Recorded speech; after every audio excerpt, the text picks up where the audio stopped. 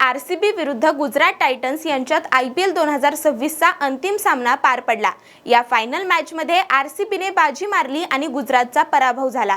पण या पराभवाच्या दुःखात असतानाच गुजरात टायटन्सच्या संघासोबत एक अत्यंत हादरवणारी घटना घडली आहे।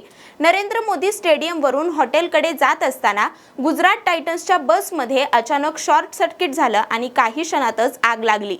धक्कादायक बाब म्हणजे ज्यावेळी आग लागली तेव्हा सर्व खेळाडू आणि सपोर्ट स्टाफ त्याच बसमध्ये हजर होते। पण सुदैवाने आग जास्त पसरण्याआधी सर्व खेळाडूंना आणि स्टाफला अत्यंत वेळेत सुरक्षितपणे बसच्या बाहेर काढण्यात आलं।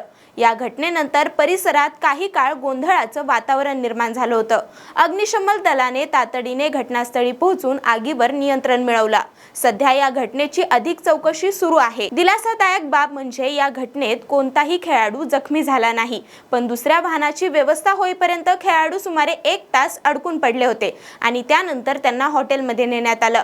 अशाच नवनवीन अपडेट जाणून घेण्यासाठी आपल्या .com महाराष्ट्रच्या पेजला फॉलो करा आणि यूट्यूबला पाहत असाल तर सबस्क्राइब करायला विसरू नका।